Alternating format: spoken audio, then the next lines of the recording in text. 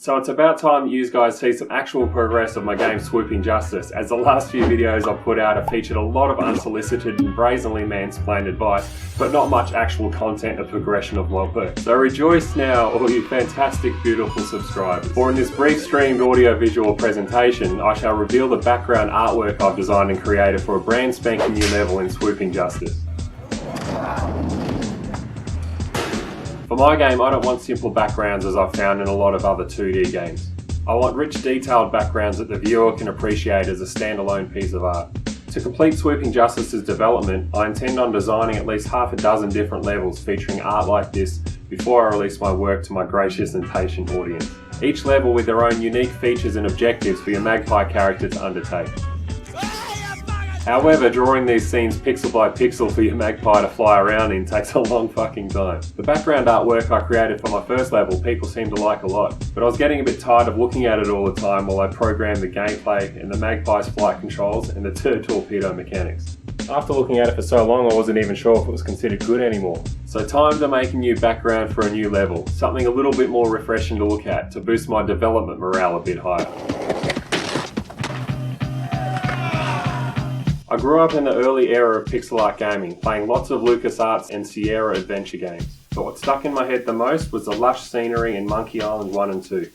The amazing pixel art here was designed and drawn by Steve Purcell and Mark Ferrari, among a bunch of others. Their beautiful lush scenic environments created for the first two Monkey Island games specifically is what made me want to get into pixel art in the first place and make this game.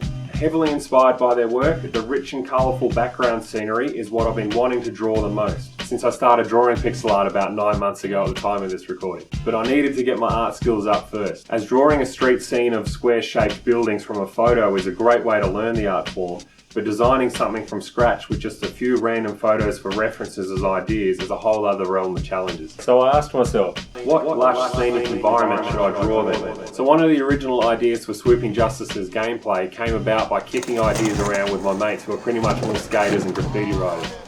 So to combine a few different ideas for my next level, I'll incorporate a lush green inner city park landscape with a skate park as its centerpiece with a bunch of graffiti all over it.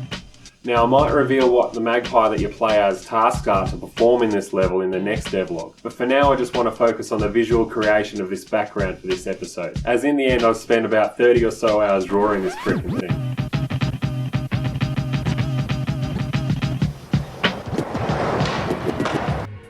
So here it is, what do you think? Great, huh? Haha, no, this is just the bare bones. Each frame's progression in this time lapse is about 15 to 30 minutes of work. For anyone who draws backgrounds like this, you'll know that it's essential to map out and roughly place the key elements of your scene early on in separate layers like this. Saving the files separately every 15 to 30 minutes or so can really help you gauge the timing of your work and visually see how far you've come from its inception. You would have seen in my How to Draw Better Pixel Art Trees episode the early illustrations of this background too. And also, if you've been following me on Twitter for the hashtag 100 Days of Game Dev Challenge, you would have seen various work in progress shots of this background, but not the complete picture. So please keep watching to the end for the reveal, it's not going to be long. You can see by this point that I'm going with 2 vert ramps on each side and a few streetscape type obstacles that you might find in various parks. I'll probably change the half pipe verts on each side to mini ramps to keep actual skaters from pissing and moaning later on, saying it's not an actual representation of a real life skate park. But I'm really happy with the dithering work that I've done here, so it's going to stay the way it is for now. So here's what I really love about this scene's background, the skyline. I've always wanted to draw a skyline of buildings in pixel art. It's based on an actual Melbourne skyline found on a hill here, looking down from the inner northern suburbs. Now a skate park isn't a skate park without copious amounts of graffiti on it. These tags and throw-ups were supplied by a couple of good mates with a couple dozen years of experience in the art form under their belts. But I'll go into detail on graffiti and some stories and how I'll incorporate all that into Swooping Justice in a future devlog. Now this part has been really tricky for me, getting the foreground to match with the middle ground and the city skyline background to create that realistic long shot depth that I've been aiming for from the start. But I think I'll pull the effect off alright in the end, as my missus says, "Oh my god, it looks 3D!"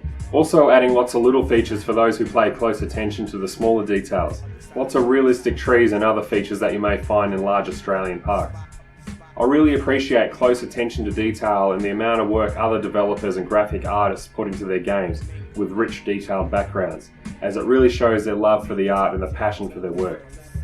So I want to do the same for Swooping Justice too, as I hope people on face value will at least visually appreciate it for the high detailed world that I've created. Now this isn't 100% complete, but what artwork actually is in the end really.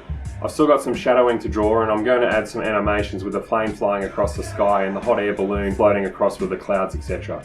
Also people playing around and some birds in the distance and whatnot.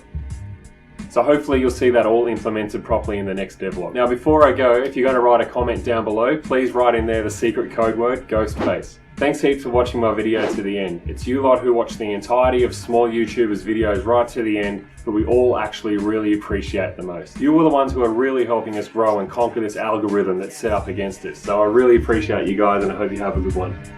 I know a kid by the name of Giganti's a Teflon dunk with a Diamante. Forest green with the seats looking crazy mean. On some up type shit to make cream. A little this, a little that, a little bit of everything. Had a little beef with Fat Cat, but it was over. My man's Range Rover got ice, and his piece got raped like the same night.